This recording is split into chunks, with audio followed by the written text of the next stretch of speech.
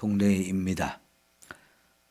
그 마을에 어제 우리가 보았던 예수님을 통해서 자기 하인이 치유받은 이 백부장이 그 마을에 회당을 하나 지어 주었습니다. 이건 백부장이 무슨 의무가 있어서 한 건 아닙니다.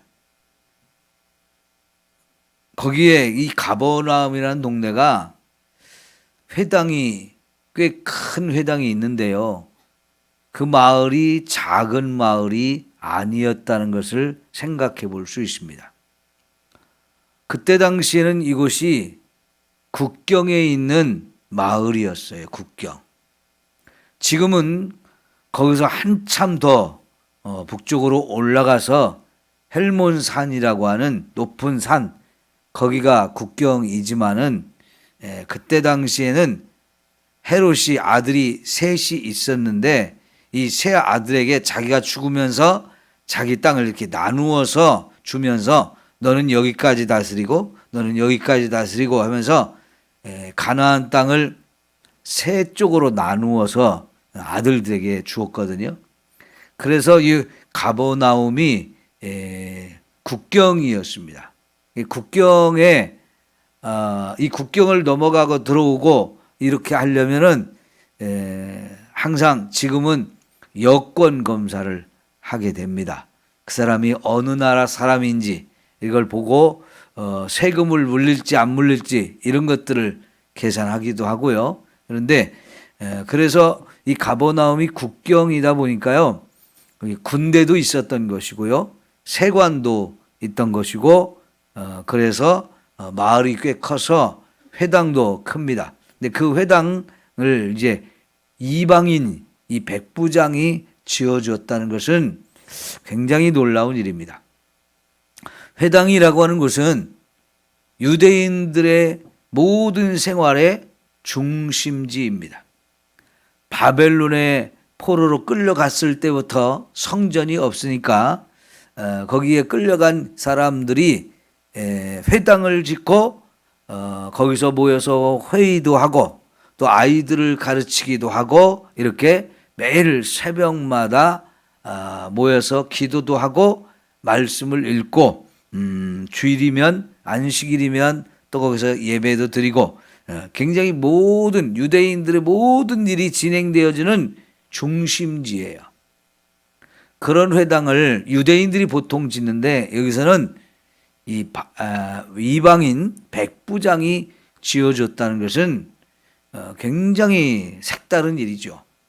돈도 많이 드는 일이고 유대인들을 위해서 뭔가 이 백부장이 아주 큰 일을 한 것이라고 볼 수 있습니다. 그런데 지금도 거기에 가면 그 회당 바로 앞에 큰 교회가 하나 지어져 있어요. 그런데 그 교회가 바로 베드로 장모의 집터라고 알려져 있는 곳입니다.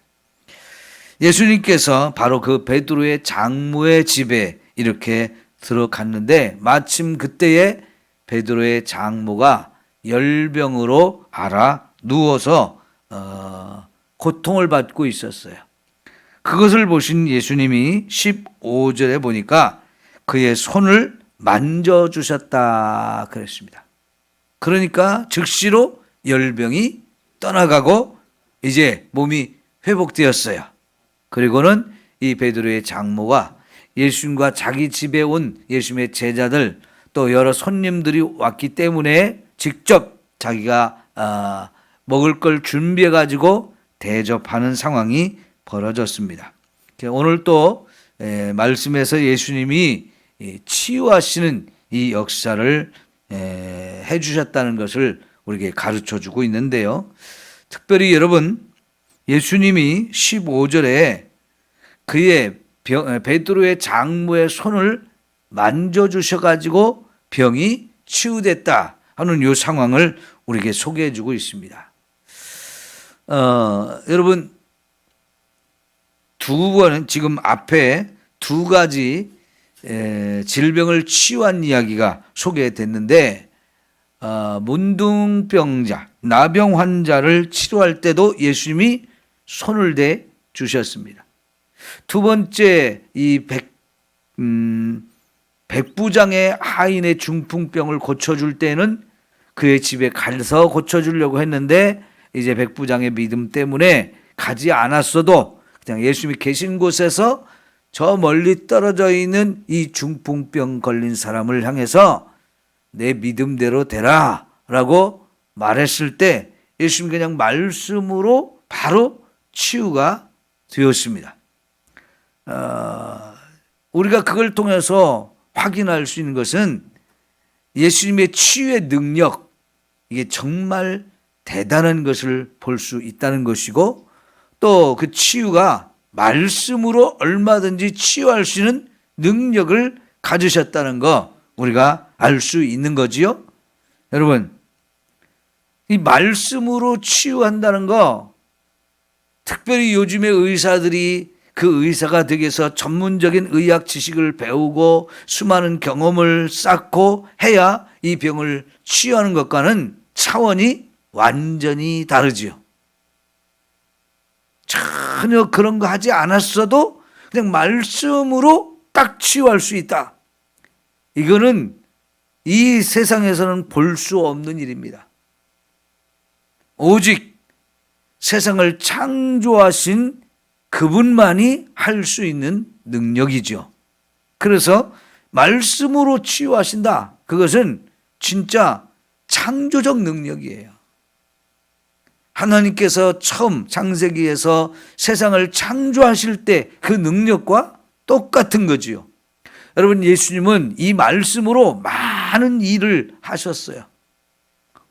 우리 예전에 많이 부르던 찬송 중에 하나가 예수님이 말씀하시니 뭐예요? 물이 변하여 포도주 됐네. 또 예수님이 말씀하시니 바디메오가 눈을 떴다네. 그 말씀 하나 생각해 보세요. 말씀 하나로 물을 포도주로 변화시키셨어요. 나면서부터 보지 못하던 이 시각 장애인의 눈을 그냥 말씀으로 딱 뜨게 해주셨어요. 말씀으로 거친 바다를 잠잠하게 해주셨어요. 그 말씀 하나로 모든 일을 하실 수 있는 분이 우리 예수님이에요. 얼마든지 병도 고치고 자연도 다스리시고 귀신도 말씀으로 쫓아내셔요. 이런 권세를 가지신 분이 바로 예수님이십니다. 그러면 이런 권세를 예수님이 가졌다는 얘기는 예수님이 어떤 분이에요? 하나님이시라는 거예요. 동시에 또 메시아라는 거예요. 이 작은 이야기 하나를 우리에게 소개하는 의도와 목적이 무엇인지를 우리가 바로 깨달아야 합니다. 예수님이 베드로의 장모에 이 열병을 고쳐주셨다. 백부장의 그 하인의 중풍병을 고쳐주셨다. 이런 이야기들을 계속해서 소개하는 그 목적이 뭐겠어요? 예수님이 누구냐 하는 거죠. 예수님이 누구냐? 예수님은 하나님이시다. 그 하나님이 사람이 되어서 우리를 구원하러 오신 메시아다. 이거를 우리가 믿어야 하는 것이고요. 이 믿음이 있으면 오늘 우리가 어떤 병으로 우리가 고통을 받는다 할지라도 그걸 얼마든지 내놓고 주님 고쳐주세요. 주님 고쳐주세요.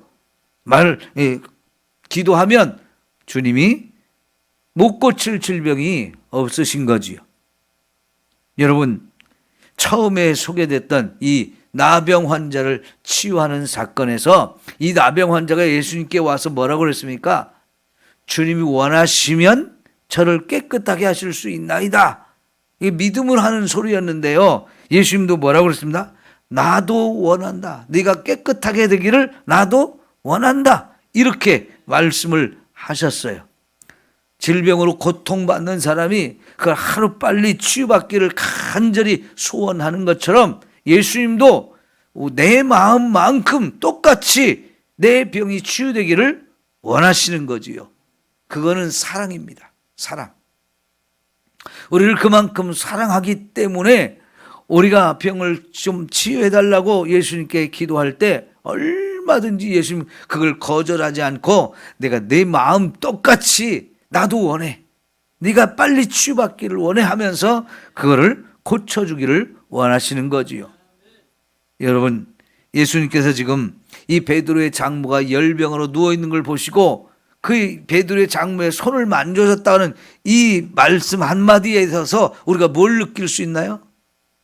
예수님이 정말 따뜻한 분이시구나. 사랑이 많으신 분이구나.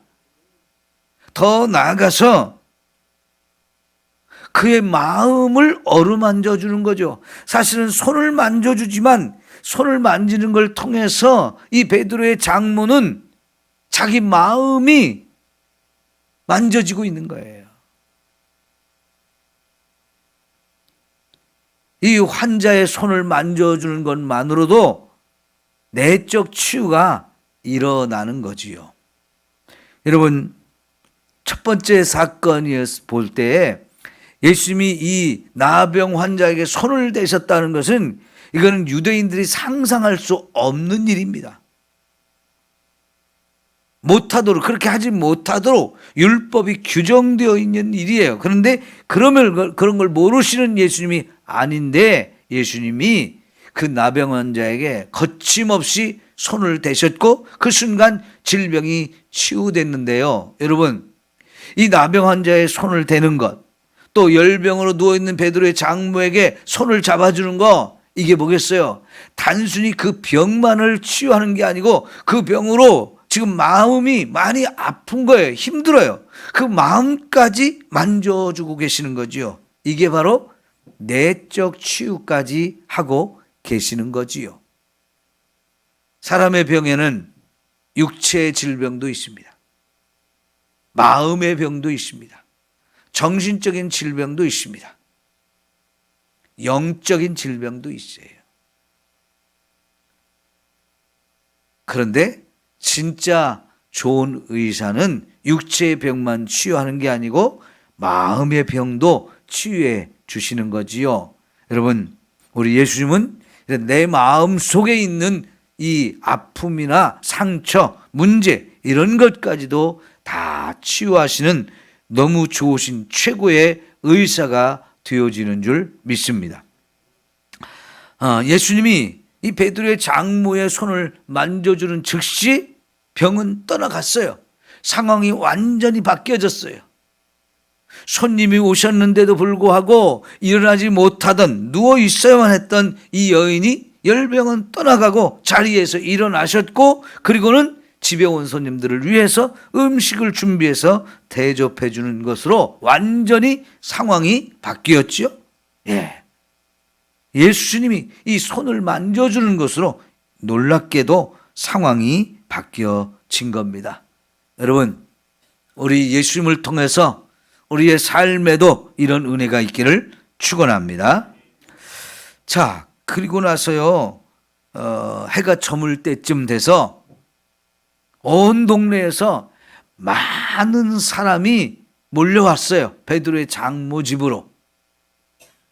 소문이 금방 온 동네로 퍼져 나갔는데요. 이제 거기 16절 보니까 저물매 사람들이 귀신 들린 자를 얼마나 데리고 왔다고요? 많이 데리고 왔다는 겁니다.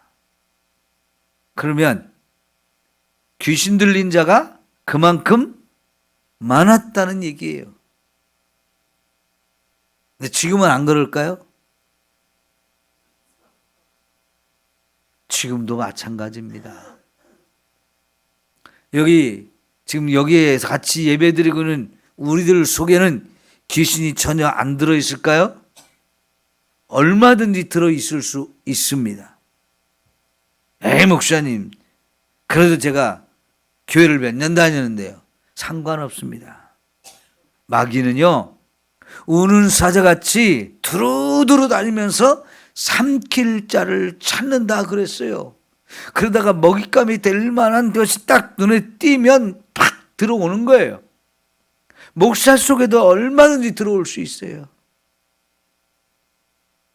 그러니 여러분, 나한테는 그런 일 없습니다. 이렇게 생각하시면 안 되고요. 항상 내 자신을 살펴봐야 돼요. 그래서 내가 지금 말씀에 합당하게 이렇게 생활하고 있는가, 주님이 보시기에 기뻐하는 모습으로 살고 있는가, 그것이 되지 않으면 나에게는 문제가 있어요. 근데 그 문제가 마귀, 귀신이 우리 속에 들어와서 나를 잘못 생각하게 하고 잘못 행동하게 하고 말씀을 거역하게 하고 이렇게 다른 삶을 살게 하고 있다면 점검해 보셔야 돼요. 그리고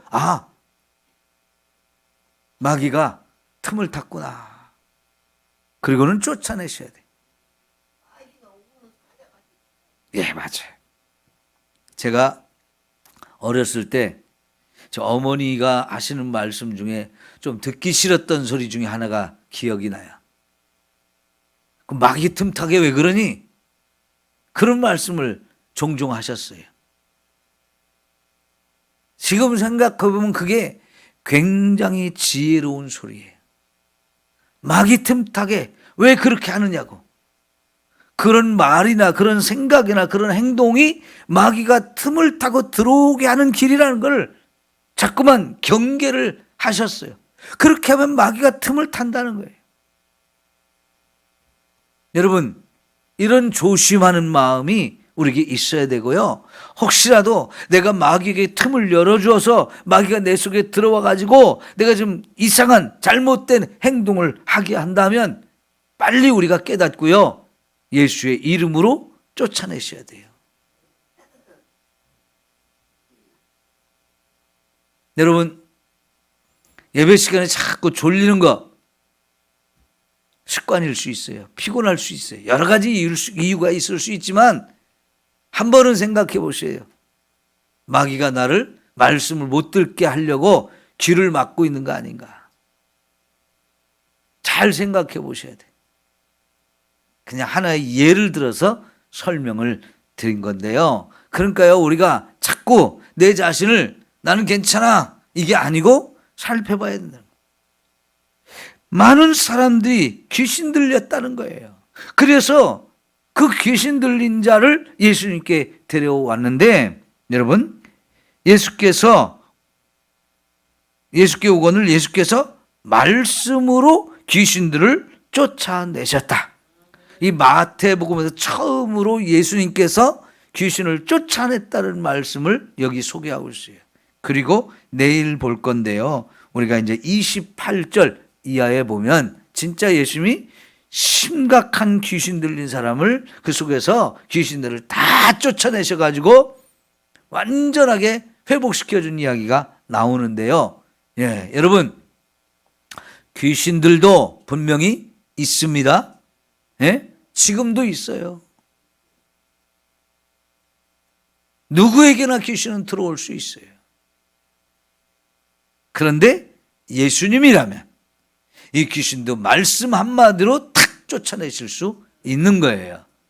여러분, 저 절간에 앉아있는 스님에게만 귀신이 들어있을까요?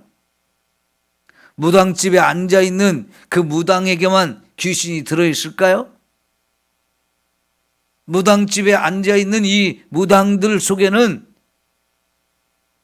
센 놈이 들어가 있는 거죠. 세상 말로 하면 용한 놈이 들어있는 거예요. 그래서 사람들 얘기를 자꾸 가르쳐주고 이런 거에는 이렇게 하면 돼. 그런 짓을 하게 하는 귀신들이 그 속에 들어있는 거지요. 그 사람들이 어떻게 사람들 이야기를 알겠어요? 귀신들이 가르쳐주니까 그렇게 하는 거지요.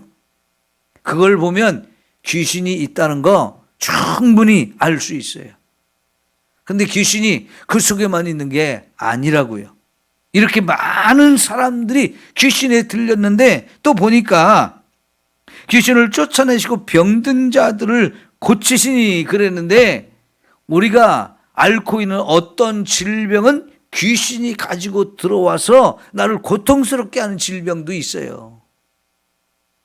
모든 병이 다 귀신이 가져온 병은 아니지만 어떤 질병은 귀신이 가지고 들어와서 우리에게 이 병으로 우리를 공격하는 거예요. 그럴 때 이 귀신을 쫓아내면 병도 바로 치유되는 거지요. 여러분, 귀신도 뭘로 쫓아내셨어요? 말씀으로 쫓아내셨어요. 이 예수님의 말씀의 권세가 얼마나 놀라운지를 우리가 알 수 있는 거고요. 오늘 우리도 귀신을 향해서 예수님의 이름으로 명령하면 이 귀신이 떠나갑니다. 이 권세를 우리에게 주셨어요. 마태복음 10장 1절에 보면 예수님께서 제자들을 전도하라고 보내시면서 귀신을 쫓아내고 병든 자를 고칠 권세를 우리에게 주셨다고 그랬어요. 여러분 이 믿음을 가지세요. 그리고 우리가 예수님의 이름으로 명령할 때 이 귀신을 쫓아낼 수 있습니다. 우리의 말에도 예수님의 이름으로 선포하는 우리의 말에도 그 권세가 있어요. 예수님의 이름의 권세가 그렇게 대단한 거지요. 네? 그분이 하나님이시고 그분이 바로 우리를 구원하러 오신 메시아이시기 때문에 그렇습니다. 그러니까 귀신들도 순종할 수밖에 없는, 꼼짝 못하고 순종할 수밖에 없는 이름이 예수님의 이름인 거지요. 자, 여러분 27절을 볼까요? 27절. 시작. 그 사람들이 놀랍게 여겨 이르되 이가 어떠한 사람이기에 바람과 바다도 순종하는가 하더라. 예, 여러분 제자들이요 예수님을 보면서 놀라고 뭐라고 말합니까? 이가 어떤 사람이기에 이 바람과 바다도 말씀 한마디로 탁 잠잠하게 만드는가? 지금 마태가 우리에게 가르쳐 주고자 하는 게 이거입니다. 이분이 누구냐는 거예요. 이분이 이런 일을 할 수 있는 분이 누구냐는 거예요. 네? 이런 일을 할 수 있는 분 17절이 답이에요. 17절 같이 읽겠습니다. 시작. 이는 선지자 이사야를 통하여 하신 말씀에 우리의 연약한 것을 친히 담당하시고 병을 짊어지셨도다 함을 이루려 하심이더라. 자, 여러분 여기 말씀 우리 연약한 것을 친히 담당하시고 병을 짊어지셨도다. 이게 이사야 53장 4절 말씀이거든요. 이 말씀을 지금 예수님이 이루어내고 계시다는 거예요. 구약 성경에 이 이사야 53장의 말씀은 메시아가 오셔서 하실 일들, 그죠? 메시아가 오시면 이런 일을 하신다라고 예언해 놓은 말씀이에요. 그런데 그 말씀을 지금 예수님이 성취하신다, 이루어내신다.